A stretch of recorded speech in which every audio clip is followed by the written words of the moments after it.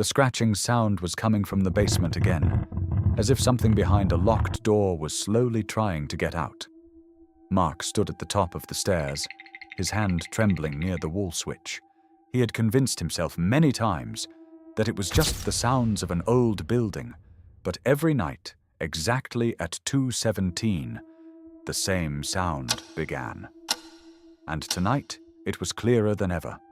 This old apartment was located on the edge of the city, a place where people rarely stayed long. Mark had moved in only because the rent was extremely low. For the first few days, everything seemed normal, until he noticed the basement door, sealed with a rusty chain and a heavy lock.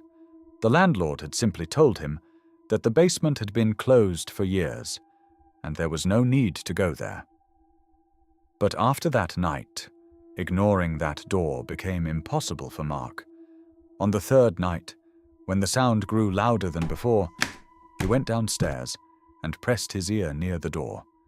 From inside, it sounded like something was dragging across the floor, and faint breathing could be heard in between.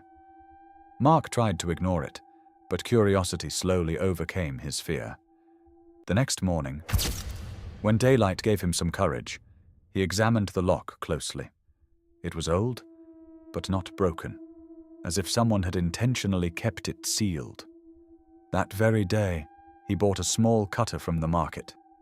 As night approached, and the clock neared 2:10, Mark was once again standing near the stairs. This time, he had made his decision. 2:17. The sound began again.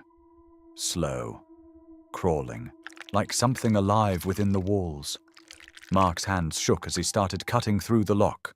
With every cut, the sound from inside grew louder, as if whatever was within sensed that the door was about to open. Within moments, the lock snapped. The door slowly began to open on its own. A wave of cold, stale air rushed out, carrying a damp, rotten smell that resembled old blood. Mark turned on his phone flashlight and stepped inside. The basement wasn't small, but it felt strangely empty. The walls were covered with old marks, as if someone had scratched them repeatedly with their nails. There were dark stains scattered across the floor, and in the center of the room stood an old chair. As Mark moved forward, he realized the sound had stopped completely. Total silence. He scanned the room slowly, and then his eyes landed on the wall. There, written repeatedly through dust and scratches, was just one phrase: "Do not open." Mark's throat went dry. He turned back toward the door. It was closed now, on its own. His heartbeat quickened. He rushed to open it, but it had locked from the outside. Then, from behind him, the sound returned, this time much closer, slowly, like something was standing right behind him on the floor. Mark gathered his courage and turned around, but there was nothing there. Only the same empty chair, and beneath it, fresh scratch marks, as if something had just dragged itself across the ground. Now the sound wasn't coming from the walls anymore. It was coming from directly behind him. Mark felt his breathing grow heavier, as if the air in the room was disappearing. He began banging on the door again, but there was no response. Then suddenly, his flashlight flickered. With every flicker of light, it felt as if the chair was slowly shifting its position. And in the final flicker, the chair was now directly in front of him. Not empty. Something was sitting on it.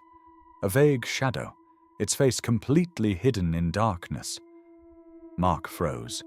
The shadow slowly began to lift its head, and at that exact moment, the flashlight went completely out. Darkness. Total silence.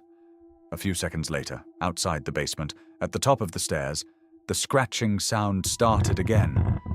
But this time, it wasn't coming from inside the door, it was coming from outside the door, as if now, someone else was trapped inside.